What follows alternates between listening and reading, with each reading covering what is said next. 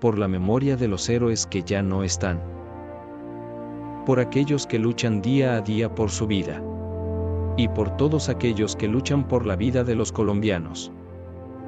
Bienvenidos a Historias de Héroes, contadas por Historia de Sargento Mayor de la Infantería de Marina de Colombia, Agenor Enrique Viellard Hernández. Cordial saludo para todos. Esta es una nueva temporada de Historias de Héroes contadas por héroes. Un podcast que tiene como único objetivo rescatar la memoria histórica de nuestros militares y policías, donde ellos, con sus propias palabras, nos cuentan la verdad de lo que vivieron. Sentimientos, palabras, razones que solamente quienes sirvieron con el uniforme o quienes tuvieron un pariente en este tipo de situación podrían contar. No permitamos que la historia muera. En esta segunda temporada le tenemos grandes sorpresas y para ustedes siempre tendremos lo mejor. Hoy con un invitado muy especial, un infante de marina, un sargento mayor que se retiró en la última escala de su carrera, en la mejor parte de su vida, dispuesto a seguir trabajando por Colombia y para Colombia.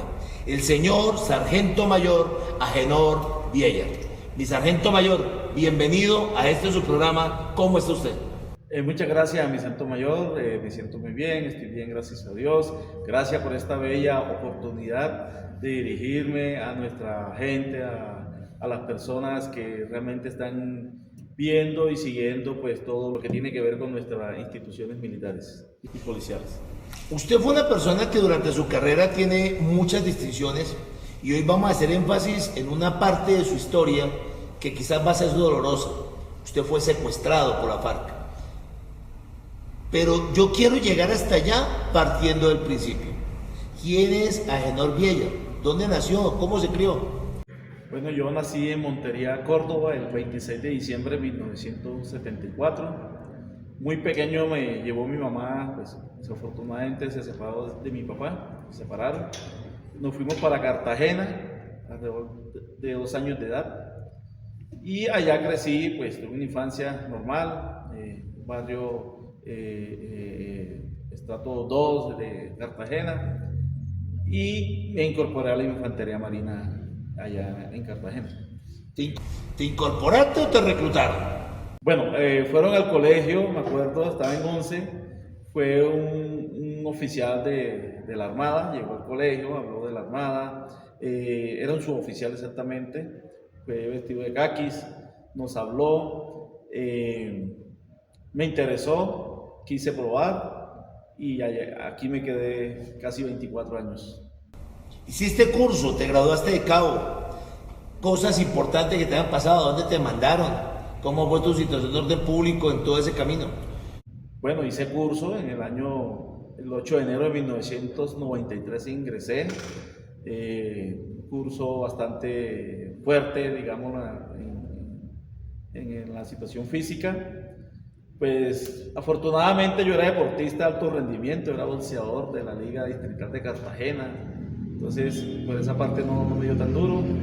Me gradué en septiembre de 1993 y me trasladaron al Batallón de Fusileros de Infantería Marina número 7 con sede en Bogotá.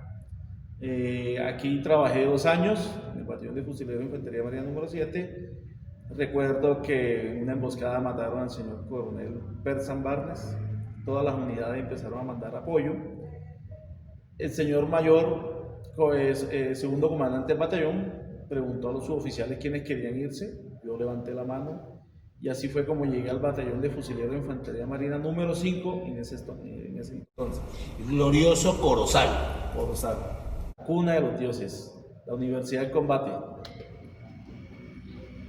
Los que no conocen Corozal, los infantes de Marina y los de la Armada, Corozal es un pueblito que queda en medio de los Montes de María. Y en esa zona de los Montes de María se vivió quizás la guerra más cruel que tuvimos en Colombia en la parte de la Infantería Marina, donde el mayor número de enemigos eran los campos minados. ¿Cómo fue tu experiencia en los Montes de María? Bueno, gracias a Dios no caí en un campo minado, compañeros, sí, desafortunadamente. Yo llegué a Montes de María en el año 1995. Llegué, me incorporaron a una compañía de infantes regulares por 2 meses. Estuvimos lo que se llamaba en ese tiempo, pues, taponeando. Era, pues, tapar de pronto las posibles salidas del enemigo. Y me fue súper bien. Después pasé a la compañía de contraguerrilla Barracuda, donde trabajé todos los años que estuve. Tuve diferentes o varios enfrentamientos. Uno que recuerdes que te haya hecho mella. Bueno, de hecho recuerdo mi primera emboscada, cuando murió mi primer infante marina, Ahumada Tobías Rolando, lo recuerdo. ¿Recuerdas el nombre del infante que murió? Ahumada Tobías Rolando se llamaba. Se convierten como en parte de la familia, ¿no? Sí, sí. Y uno lleva eso toda la vida. Sí, mi santo mayor, toda la vida le queda a uno ese recuerdo. Fue la primera experiencia, fue doloroso. ¿Qué pasó? Bueno, veníamos de una operación, en ese tiempo se le llamaba Operación Rastrillo. Esa vez entramos por los lados de Carmen de Bolívar, pasamos Canzona, toda esa serranía de Carmen de Bolívar hacia Macayepo. Macayepo salimos a Chinolito. En Chinolito nos recogieron unos vehículos, dimos la vuelta, para los que conocen, pues por Toro Viejo en vehículo, pasamos por Cincelejo, Corozal. Habían unos cerros antes de llegar a Ovejas que se llamaban los cerros de... Bueno, se me escapó el nombre ahora mismo. Observo que no se bajan los carros, los primeros vehículos, los primeros camiones no se bajan a hacer registro. Se me hizo raro, empecé a llamar por radio, pero las comunicaciones desafortunadamente ahí se pierden. Y precisamente mi carro, que era el último vehículo, mi camión, eran unos Mercedes, lo emboscaron. Empezaron a dispararnos de los cerros. Al infante Ahumada le dieron 2 impactos en el cráneo, le salió por la mandíbula y cayó al piso. El infante marina profesional Llanos Támara lo impactaron con 7 tiros de AK-47. Afortunadamente no murió. El cabo Espitia, que estaba a mi lado, le cortaron el dedo, el último dedito del pie. Y nos tiramos del camión, alcanzamos a reaccionar y asegurar el cerro. Afortunadamente para los demás no estallaron en ese tiempo se llamaban sombreros chinos. Que eran los conos grandes que cogían, para que los oyentes entiendan, eran una especie de conos hechos en aluminio con una masa de cera que rellenaban de pólvora, de metralla, de todo tipo de tornillos. Eso eran tornillos, pedazos de acero, grapas, todo lo que se les ocurría lo metían ahí, y en muchos casos los impregnaban de heces fecales para que quien fuera herido con esos fragmentos muriera si fuera por infección. Sigue, qué pena interrumpirte ahí en el pedazo. Nos tomamos el cerro, aseguramos, esperamos para el levantamiento del cadáver de Ahumada, y volvieron las otras patrullas, nos apoyaron, nos sacaron. Pues esa fue una de mis primeras experiencias. Pues. ¿Qué sentiste cuando termina todo y llegas al lado del infante que estaba contigo? Tristeza, mucho dolor, se me salieron las lágrimas. Pues hacía poco estábamos hablando y de un momento a otro verlo muerto, y más cuando supe, cuando él me dijo que acababa de nacer su primer hijo, un infante marina profesional joven, su primer hijo, y creo que no alcanzó a conocerlo, que llegó primero a la muerte para él. Luego te pasan a Jurado. ¿Qué pasó en Jurado? Correcto, en Jurado llego a principio de 1999, perdón, a Vallasolano. Se maneja la información que Iván Márquez, al mando de 300 hombres, 300 bandoleros, narcoguerrilleros, se iban a tomar a Jurado. Pues obviamente Jurado es un puesto destacado perteneciente al batallón de Vallasolano. En ese tiempo era el batallón de fusileros de Infantería Marina número 6. Y bueno, se manejaba esa información, que sí, que tal día se lo tomaban, nunca se lo tomaban. Llegó junio de ese año y me trasladaron para Jurado. Pues llegué a Jurado, empecé a trabajar con el comandante del puesto, que era el capitán Blanco en ese tiempo. Trabajamos hasta principio de diciembre, que lo trasladan a él. Llega el señor teniente Alejandro Ledesma a comandar el puesto, y el 12 de diciembre se nos toma la base más de 800 hombres al mando de Iván Márquez. Tuvimos la información temprano, acuartelamos el puesto, reforzamos los puestos. El 11 de diciembre. El 12 de diciembre a las 12:30 nos lanzan el primer pipetazo. En ese tiempo manejaban los cilindros bombas y empezaron a lanzar pipetas y metrallas, lanzagranadas desde las 2:30 de la noche hasta el día siguiente, tipo 5 de la tarde, que fue ya cuando se tomaron la policía. Puesto nosotros a las 10 de la mañana ya estaba copado, se concentraron en el puesto, que era una base reforzada bueno, lo importante es que teníamos zanjas de arrastre, pero el puesto era más que todo con tablas, se nos caían con los pipetazos y las ametralladoras, las granadas de 40, de 80 que nos tiraban. Pero más o menos, pues fue el bloque José María Córdoba que nos atacó. ¿Cuánto duró el enfrentamiento? El enfrentamiento duró desde las 2:30 de la noche, de madrugada, podemos decir, hasta las 7, 8 de la mañana que nos coparon. Cuando los coparon, ¿qué pasó? Bueno, el enfrentamiento inicia primero, suena el primer estallido del cilindro bomba. Yo tomo mi puesto, ya están mis infantes preparados.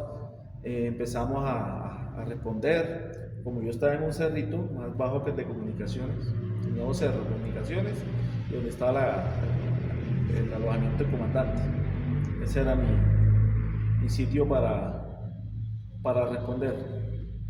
Desde ahí yo veía cómo disparaban los fogonazos, los guerrilleros se veían.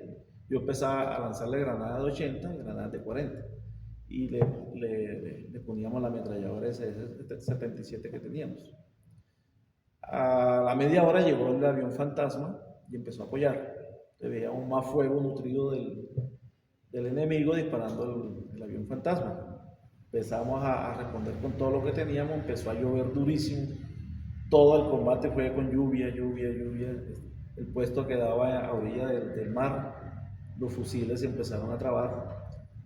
Ya en lo último veíamos que nos disparaban de nuestro cerro de comunicaciones, que era el fuerte del puesto, y me di cuenta que se tomaron nuestro cerro de comunicaciones. ¿Qué siente uno en esos momentos? Bueno, la verdad, yo venía con mucha experiencia de Montes de María, como les comenté, de enfrentamiento. Mientras que teníamos con qué responder, no había problema. Tenemos con qué responder, vamos para adelante, no hay problema. De hecho, ya los infantes me decían que por qué no íbamos, eran infantes regulares, había que entenderlo, le decían, no señor, aquí ni un paso atrás, aquí tenemos con qué responder, esperamos el refuerzo, que el refuerzo va a llegar. Bueno, empezó a amanecer, empezamos a disparar contra los que nos disparaban desde el cerro. Cuando yo me asomo, porque veo que cae alguien, yo me asomo, me dan un tiro en el pecho, caigo de espalda y los infantes empezaron a gritar y a llorar que me habían matado. Yo reaccioné, les dije que estaba bien, un impacto en el pecho, pero estaba bien. Seguimos combatiendo. ¿Estabas herido? Estaba herido, sí. ¿Y seguiste el combate? Seguí el combate porque obviamente yo era el líder de mi gente y era de experiencia. Esperaba mucho de mí, no podía pues... Obviamente, gracias a Dios, no me cogió órgano ni hueso, solamente entró por el pectoral derecho y salió. Porque estaba yo de forma diagonal, gracias a Dios. Pero la fuerza del proyectil me tiró de espalda. Seguimos, pero los fusiles se trabaron, ya no teníamos granadas. Me acordé del capitán de la Delicia que orinaba los fusiles. Lo hicimos, funcionó por un momento, se volvieron a trabar. Bueno, al ver que no llegaba apoyo, no teníamos con qué reaccionar, le dije a los infantes, bueno, aquí toca evasión y escape, no hay otro. Los guerrilleros empezaron lanzando granadas de mano y cuando nos lanzan la granada de mano, me tiro con mi gente por el cerro a caer abajo. Y así fue. Estallaron las granadas. Recuerdo que quedó un infante arriba, el infante Murillo. Quedó arriba, no supe más de él. Y estallaron las granadas. Ya nosotros estábamos abajo. Cuando estábamos debajo, en la parte baja del cerro, empezaron a dispararnos desde arriba. Un guerrillero con radio, me imagino que era comandante, empezó a decirle que no disparara. Okay. Entonces, ¿qué pasó en ese momento? Bueno. Volvamos al momento en que te lanzas porque lanzaron las granadas. Sí, lanzaron unas granadas de mano como para aflojarnos o darnos de baja, pero al ver las granadas yo les dije al muchacho que nos lanzáramos cuesta abajo, caímos y empezaron los guerrilleros a dispararme desde el cerro hacia abajo. Gracias a Dios había como forma de una trinchera ahí abajo, nos metimos y no nos alcanzaban los disparos. Un guerrillero que vimos de frente nos empezó a gritar y a gritarle a los que estaban disparando que pararan. Nos gritaron que salieran con las manos en alto. Yo les dije, no teníamos con qué responder, los fusiles ya estaban todos llenos de arena. Yo les dije, listo, salimos, pero a mí me matan. O sea, y tranquilo, vienen por los comandantes. Por ustedes no hay problema, salgamos. Salimos, manos en alto. Los infantes me dijeron, tranquilo, mi cabo, aquí nadie lo va a delatar. Y así fue, ellos no dijeron nada, no dijimos nada, nos preguntaron, nos dijeron que nos tendiéramos en el piso, tendimos, me vieron herido, me preguntaron que si yo podía caminar, les dije que sí, me apartaron a un lado. Después empezaron, bueno, yo alcancé a ver que remataban los heridos, por eso ¿Remataban a los que estaban heridos que no podían caminar? ¿Tienes información de cuánta gente asesinaron ese día? No tengo exactamente porque yo me enteré fue ya después que me liberaron, pero creo que fueron 22, 25. Fueron 25 las personas asesinadas encontradas en el Eso campo. estaba mi sargento Sarria, mi sargento Herrera, el cabo Lovelo, el cabo Gutiérrez. ¿Cuántos se llevaron contigo secuestrados? Solo nos llevaron al comandante del puesto, el teniente Alejandro Ledesma, y al cabo segundo José Gregorio Peña, que en paz descanse. ¿Y se los llevaron secuestrados? Nos llevaron a los tres. ¿Tú ya tenías familia en esa época? Tenía mi esposa, mi hijo mayor, fue muy doloroso para mí. O sea. Bueno, en ese momento sentí dolor porque se tomaron el puesto, yo veía cómo entraba esa cantidad de guerrillas, se nos tomaron nuestra base, fue una derrota, lo vi así, nos derrotaron.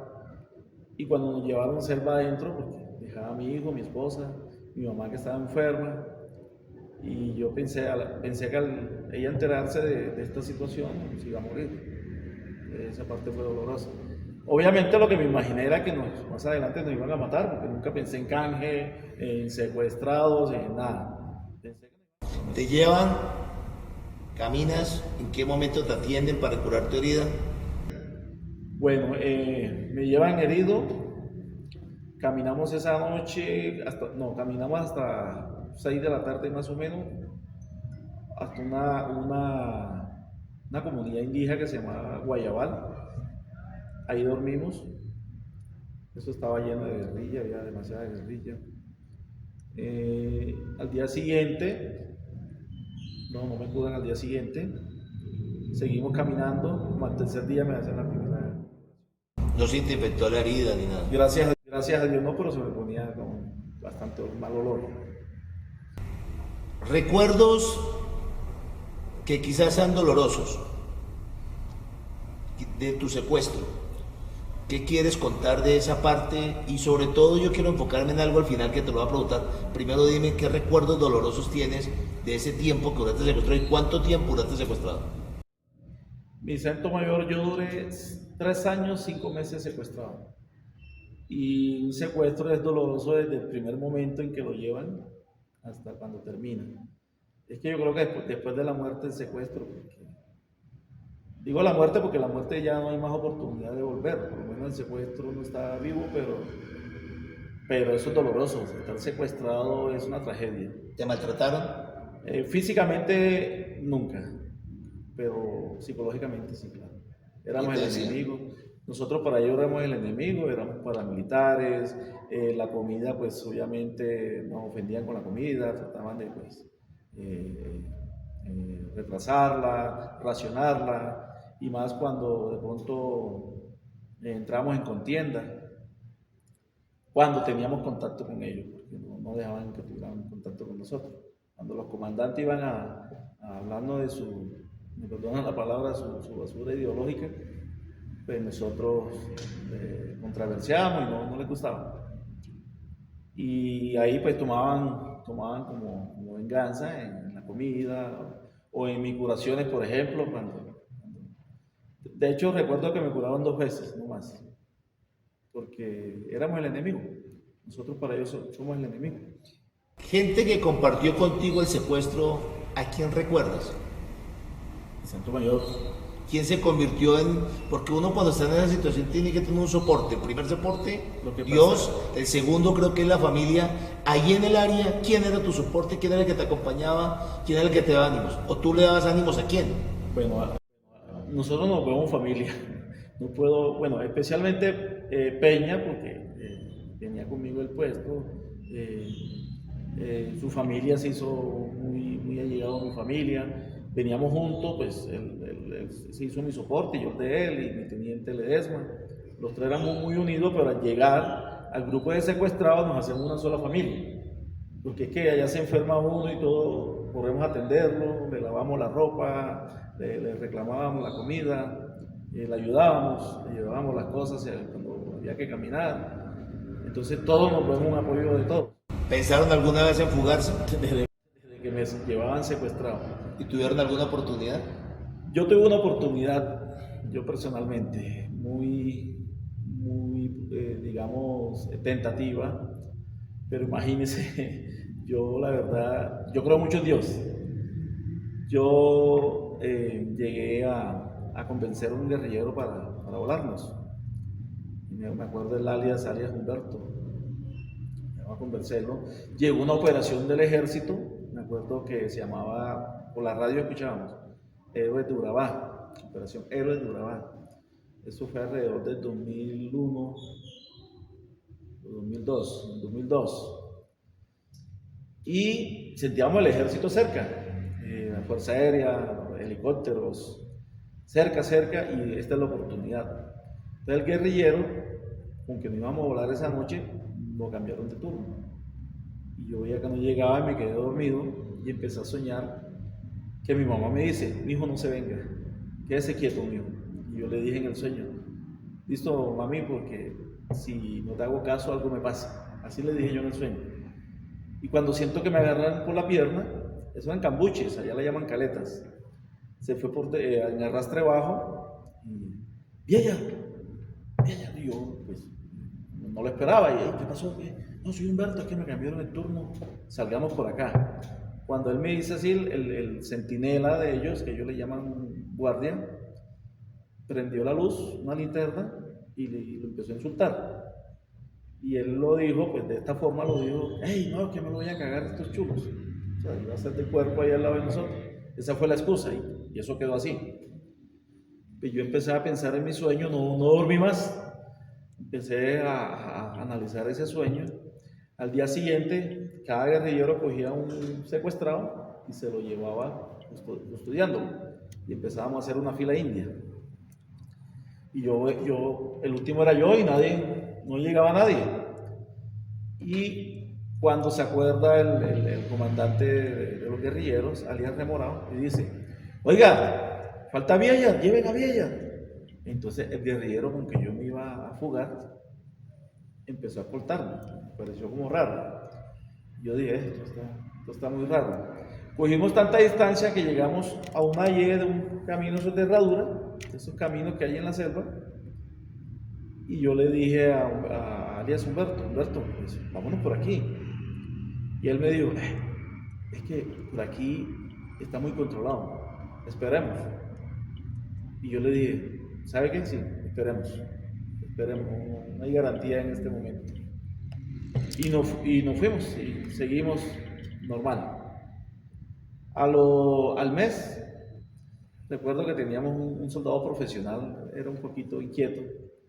Ese día pues se enojó con todos nosotros y él le dijo a otro soldado que se iba a volar esa noche con el guerrillero con que yo me iba a fugar, que porque a mí me dio miedo, entonces que él sí se iba a fugar, y de hecho se fugó. Duraron 3 días buscándolos, nosotros celebrábamos, empezábamos a decir que las fuerzas militares se respetaban, el ejército se respeta, y obviamente a los guerrilleros lo ofendía, pues ya con tanto tiempo pues ya no nos importaba.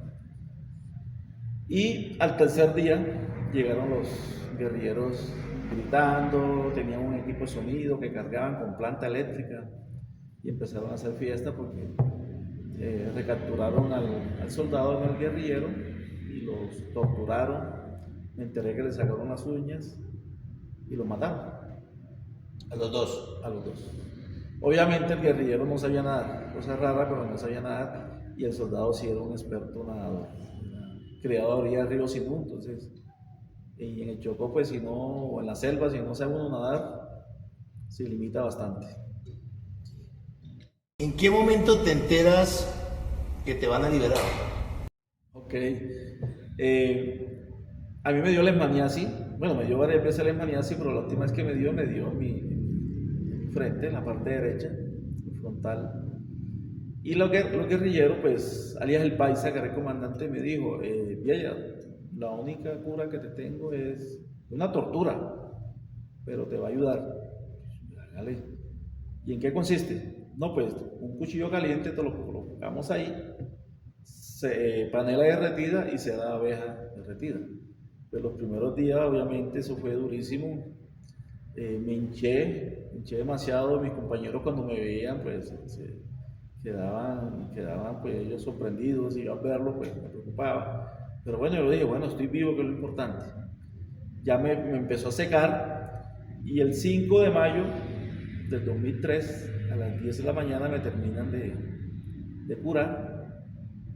Le digo yo al centinela, hey guardia, voy a orinar.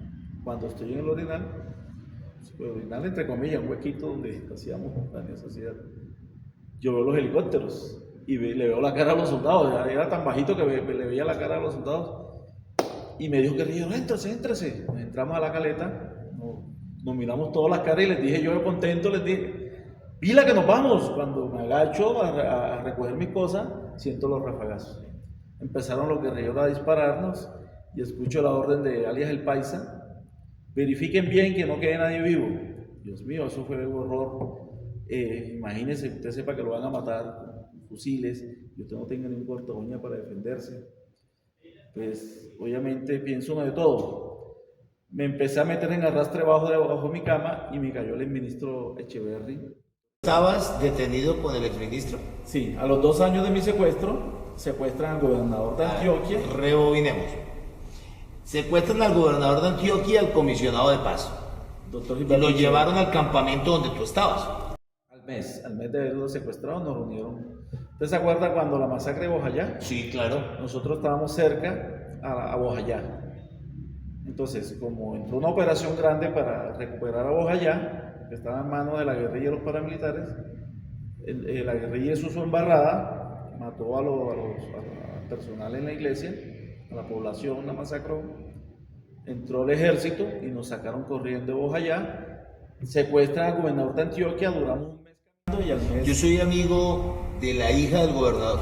¿Del gobernador? Sí. ¿La hija o...? La hija. Ok.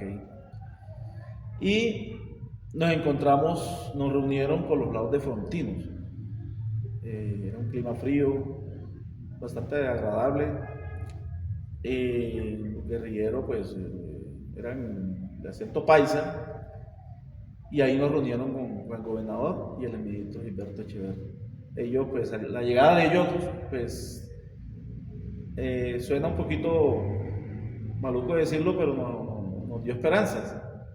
¿Por qué? Porque nosotros éramos militares, éramos soldados. Con ustedes no había negocio. No había negocio. Pero con esas personas importantes había la posibilidad de que por buscar una liberación de ellos lo liberaran ustedes. Como efectivamente fue. y nos dio mucha esperanza. Ellos al vernos pues también les dio gusto porque venían solitos, los auxiliamos, nos convertimos en su apoyo, nosotros sí fuimos apoyo para ellos, pues ya eran, bueno, el gobernador era joven todavía, pero el doctor Gilberto ya era una persona de 65 años, los apoyamos, se volvió más ameno el secuestro, pues empezamos a hacer actividades, nos daban clases de inglés, de política, de historia. ¿Quién les daba la clase de inglés? El profesor, el doctor Gaviria, doctor Gaviria, el gobernador. Y el doctor Gilberto de historia, política, era muy chévere, fue muy bonito, porque fue algo diferente. Y como le digo, pues empezaron también a hablar de... ¿Se incrementó la amistad entre ustedes? Sí, correcto, se incrementó la amistad, las familias, y nos sorprendía mucho, pues, es una familia prestante del país, y en el secuestro pues no se come, ya se sobrevive. La comida, allá no es comida, ellos le llaman changua guerrillera, era un masacote de agua con arroz, solo con sal, cuando había sal, y ellos se la comían con tranquilidad, y a nosotros nos estresaban. Estaban más tranquilos ellos que eran particulares que ustedes que eran militares. Que nunca comieron, me imagino, incómodamente a nosotros que nos acostumbramos.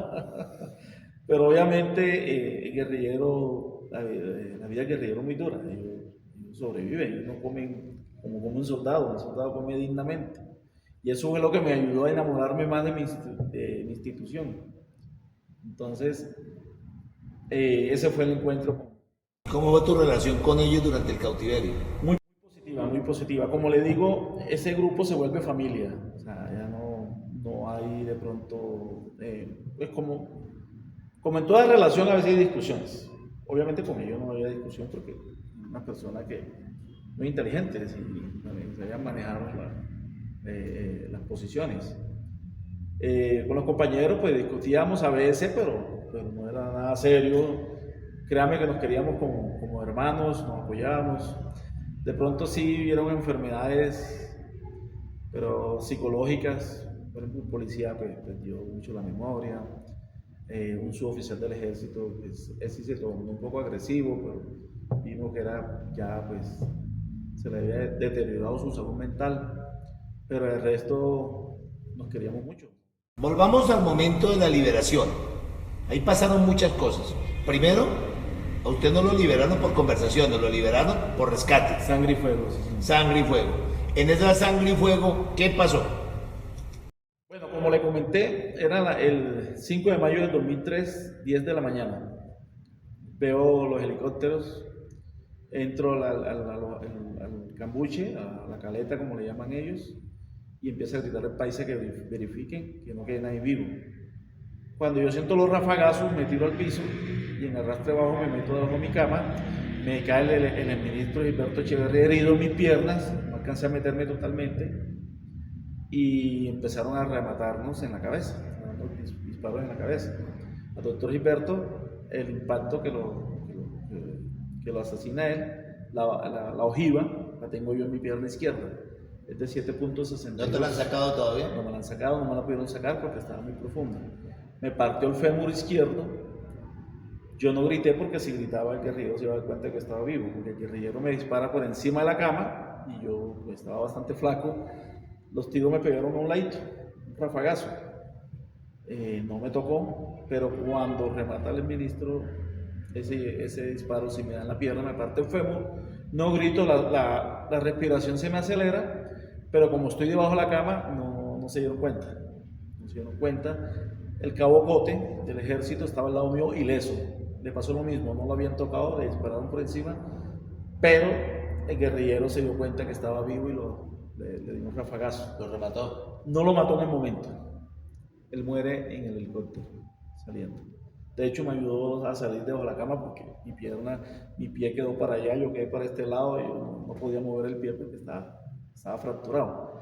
Quité al doctor Gilberto con mi pierna derecha, de mis piernas, y él me ayudó a salir.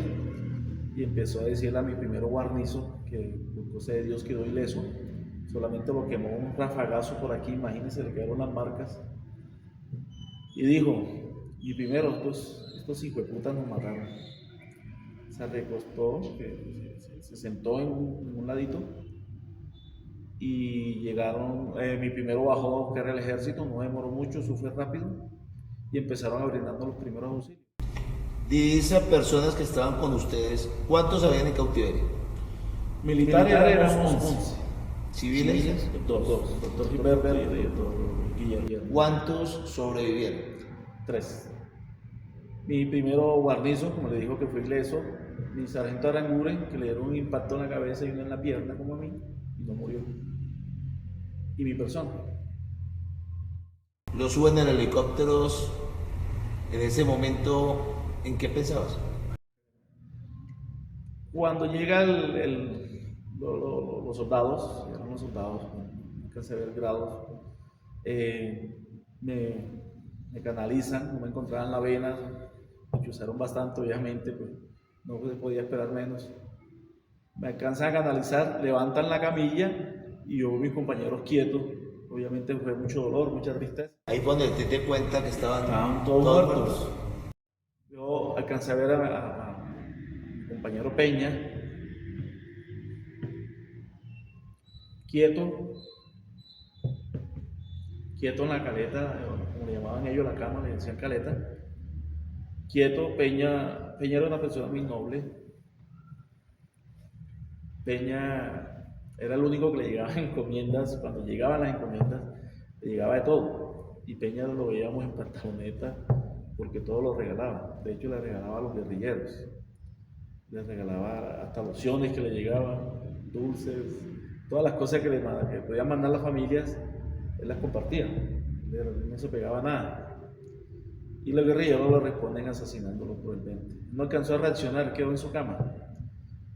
Y me dio mucha tristeza al verlo. ¿Era tu compañero de la misma base o de la misma base? De la misma base. Cabo Segundo Peña, guarnizo José Gregorio. Me dio mucha tristeza verlo todo, porque como le digo, nos vimos familia. De hecho, cuando tengo contacto con los familiares, yo les da mucho gusto, me abrazan, porque fue el último contacto con su familiar. Y cuando veo que me suben al helicóptero, pues obviamente empiezan esos sentimientos encontrados, alegría, tristeza, porque yo pensaba que le voy a decir a la señora Kelly Guarnizo, que era la mamá y crianza de Peña, ¿qué le voy a decir a la esposa de mi teniente Ledesma? O sea, ¿qué íbamos a decir? Hey, todos mueren y ustedes vivos. ¿Qué pasó? Querías morirte tú en ese momento. Obvio, pero me acordaba que también me esperaba mi hijo, que había dejado de año y piquito. Bueno, ya no tenía esposa, mi mamá. ¿Qué pasó con tu esposa? Pues como a mí y a muchos nos pasó que se acabaron los matrimonios por la distancia. El secuestro te acabó el matrimonio. De ahí empecé a entender pues que el amor verdadero era de mi madre que tenía en ese tiempo. Pero bueno, no la juzgo, pues. Bueno, vamos a adelantarnos un poquito, porque te veo, respira, tómate un poquito de agua, Sí. te veo muy tocado. Llegas a la vida nuevamente. ¿Cuál es la primera persona que ves de tu grupo familiar? Mi mamá. ¿Qué pasó en ese momento? La vi en Medellín, en el Hospital San Ella me había dicho que estaba muy enferma. Sí. Tú me habías dicho eso. Sufría del corazón. No, es que le digo mi vida, ¿Y qué pasó con ella cuando llega a verte a ti? pues feliz, ella feliz. Yo me sorprendí mucho a verla también. Estaba feliz. En Medellín, pues, me operaron, duramos esos días ahí junticos los dos, bien chévere. Nos trasladan para Bogotá. Ella llega conmigo al hospital militar, se hospedó en un lugar de paso, no estoy seguro. Me visitaba todos los días. Nos fuimos para Montería, allá felices. ¿Cuándo viste a tu hijo? Bueno, mi hijo me llegó a Bogotá, o sea, a los 5 días más o menos vi a mi hijo, ya grande. Mira, yo ahorita sí te va a doler. Estás en la cama, hospitalizado. Entra tu hijo a la habitación. ¿Qué pasó en ese momento por tu cabeza? Bueno, ¿qué pasó? Que que todo lo que me contaron de mi matrimonio era mentira, que había sido una confusión. Yo guardaba el optimismo de recuperar mi hogar, pero no fue así. Ella me llegó a contarme todo lo que había pasado, que había otra persona, pero que venía a llevarte a mi hijo, a mostrármelo, no lo quería dar. Y bueno, listo, me dolió mucho. Yo no quería aceptar eso, pero tocó aceptarlo. Así es la vida, ¿qué le íbamos a hacer? Me apoyé mucho con mi mamá, pero imagínense que voy a Montería, vuelvo a Bogotá para mis tratamientos, esperando a mi mamá. Era más o menos un mes, esperando a mi mamá que llegara con mi hijo, y a mi mamá le daba un infarto bajándose del avión. Eso fue lo más doloroso de mi regreso. Ya lo de mi esposa lo sabía, pero... ¿Murió o se salvó? Le dio un infarto. Llegó a Salucop, a la clínica Salucop, en el norte, y voy y la visito, está bien. Ella se afanaba a hablar conmigo, le digo, mami, no te desesperes. Obviamente quería hablar de mi esposa, porque sabía que yo la quería mucho, y me quería contar, pues, pienso yo que era eso, lo mal que se había portado. Yo le dije, tranquila, mami, relájate, ahorita es tu recuperación, no te preocupes, ya era hora de salida de las visitas. Y salí. Cuando voy en un taxi, me llaman que me presento urgente en la clínica. Falleció mi mamá después de haberla... No aguantó el corazón. No aguantó el corazón. Estaba esperando que tú llegaras, Claro, para poder seguir. Sentí que subí al cielo y bajé y me estrellé contra el piso. Sentí un dolor, sentí que quedé solo en la vida.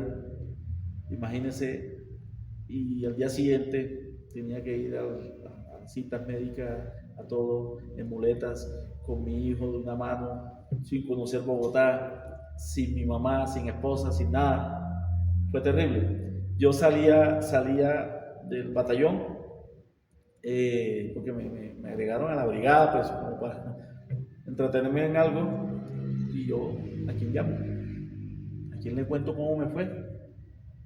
O sea, pues, no tenía apoyo de nada. Y bueno, pasaron los días. Afortunadamente me reencontré con una gran amiga de mi infancia. Nos conocimos desde niño, y para mí ella siempre fue un amor escondido. Nos hicimos novios y nos casamos, quien hoy día es mi esposa. Volviste a recuperar la vida. Volví a recuperar la vida. ¿Difícil? Obvio. Te levantas en la noche pensando todavía en tu secuestro. Hoy día a veces sueño, a veces, pero al principio sí fue duro, más que todo en diciembre en Bogotá, cuando hay mucha pólvora. Bueno, y con tantas heridas, ¿cómo te dejaron ascender al Salto Mayor? Bueno, cosas de Dios, porque yo la prueba física la presentaba, pero llegaba detrás del último. Tengo platinas todavía en la pierna izquierda, y bueno, yo trabajé, pues ya no en el área, pero sí en la parte logística sin problema. Tú tuviste la oportunidad de ir a la JEP a declarar por tu secuestro. Nosotros vemos los shows que hacen cuando llevan a declarar a los militares por los falsos positivos, colocan a las víctimas detrás, los acusan, los insultan. Cuando tú fuiste a declarar, ¿los guerrilleros que te tuvieron secuestrado, los que dieron la orden, estaban ahí? ¿O eso no lo hacen de esa manera? Esa vez que fui yo no lo hicieron así, pienso yo, porque alias del paisa, pues supe que le cayeron unas bombitas encima y tuvieron de baja en un combate. Alias Malicia creo que estaba preso, ¿no? Creo que ya no... Iván Márquez, pero estaba prófugo. No tuvimos... No participaron los guerrilleros. ¿Ya fue privada? Fue privada, fue con los familiares de las víctimas y las víctimas. ¿Tú sientes que en este país a los que fueron víctimas del secuestro les han dado la reparación y la oportunidad de reintegrarse que deberían de darles? Para nada. Las víctimas han sido olvidadas, los privilegios los han tenido los victimarios, no han reparado. Y estoy hablando de victimarios paramilitares, guerrilleros, victimarios de cualquier corriente o perfil. O sea, para mí los victimarios han tenido más privilegios que las víctimas. Vemos las mamás buscando las viudas, los hijos huérfanos, abandonados de hecho, los victimarios incurules o con nombramientos de gestores de paz. Desafortunadamente las víctimas hemos sido olvidadas. 3 mensajes que quiero que mandes hoy. ¿Cuántos hijos tienes hoy? Tengo 3 hijos. ¿Y el primero todavía tienes contacto con él? Claro, el primero, bueno, ya hizo familia, él se crió conmigo, se hizo profesional en mi hogar, es ingeniero civil. El segundo estudia ingeniería eléctrica y la niña que está en 11. Un mensaje solo para tus hijos. Bueno, mis hijos les enseñé siempre por el camino correcto, apartar las amistades que no convienen y hacer el bien siempre. Un mensaje para la mamá que hoy no está y que de pronto cuando falleció no alcanzaste a decir. Gracias, gracias. Mi madre querida, gracias. Y un mensaje final para todos los que hoy están prestando servicio militar, a los que están en actividad, que quizás no han vivido lo que vivimos nosotros, del secuestro, de los enfrentamientos, de las tomas de puestos, de los asesinatos en masa que cometieron con muchos de nuestros héroes de Colombia. ¿Qué mensaje le das hoy a todos sus activos? Primeramente, quiero felicitarlos. Quiero felicitarlos por haber elegido la mejor profesión que podemos tener, por lo menos en este país. Quiero sí aconsejarle que estemos siempre aterrizados. No porque yo sea un soldado, un infante regular, yo no tengo nada que ver con el conflicto. No. Si ya estamos aquí, tenemos que ser responsables con nuestra propia vida. Primero tu vida. Si tú cuidas tu vida, te quieres a tú mismo, tú vas a querer todo lo que se te presente, vas a tener responsabilidad. Tu trabajo es muy importante. De hecho, es el más importante para este país. Entonces te pido, te aconsejo, cuídate, cumple con los procedimientos, cumple con tus consignas, con tu responsabilidad, que es muy grande, y eso siempre te ayudará. Tú hablabas de las víctimas y hoy yo trabajo mucho con víctimas de desaparición, con víctimas de secuestro, con víctimas de mina. ¿Qué le podemos decir a estas víctimas que en muchos casos no han podido reiniciar su vida como la reiniciaste tú? Bueno, yo lo que le puedo decir es que aprovechen lo que le hayan brindado. Si no, busquemos por nuestra propia cuenta. Capacitémonos. El secreto del éxito está en las capacitaciones, en siempre salir adelante. No esperar que como víctima me tienen que dar, no. Si llega, bienvenido, pero si no, busquemos nuestros propios medios. Hay muchas formas de salir adelante, no solamente la que nos da el Estado, no solamente, de hecho, el Estado da muchas, sino que no nos enteramos. Mucha gente no se da cuenta, mucha gente no aprovecha las herramientas. Hoy día que es tan fácil de tener información a la mano por medio de un celular. Yo lo que les digo es que se preparen porque nadie va a hacer nada por ti. Tú tienes que buscar la forma y si tienes herramientas, aprovéchalas. Mi sargento mayor, fue todo un placer tenerlo acá, sobre todo porque usted y yo compartimos muchas cosas. Compartimos a una infantería marina que la llevamos en el corazón, compartimos una iglesia en la cual los dos hemos encontrado la voz de un Dios poderoso que siempre nos apoya, y compartimos el haber sufrido muchas cosas durante la guerra y estar aquí con la cabeza en alto y con el deseo de seguir trabajando y apoyando a los demás. ¿Con qué despedimos el podcast? Bueno, despedirlo, yo quiero sobresaltar algo, mi sargento mayor, que tenemos en las fuerzas militares, que son las operaciones psicológicas. De hecho, eso lo compartimos nosotros. También. Es un arma muy bonita que no le hace mal a nadie, pero hay muchos beneficios que nos da. Entonces, todos los militares y policías deberíamos ser operadores psicológicos. ¿No le parece, mi sargento? Totalmente cierto, para que la acción integral sea la base y el fundamento de todo el trabajo. Correcto. Historias de héroes contadas por héroes.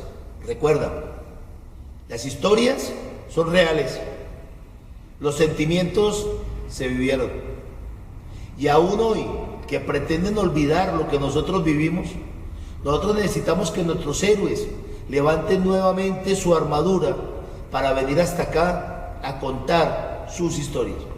Porque esas historias son las que nos van a recordar que lo que efectivamente nos sucedió fue verdad. Y que a pesar de que hoy pretenden olvidar lo que vivieron los soldados y los policías de Colombia, nosotros no vamos a dejar morir la historia. Historias de héroes, historias contadas por héroes, que ustedes van a seguir viendo en esta, su segunda temporada. Dios los bendiga. Patrocinado por Seguridad Nápoles. Visítanos en nuestra página web para conocer más sobre nosotros.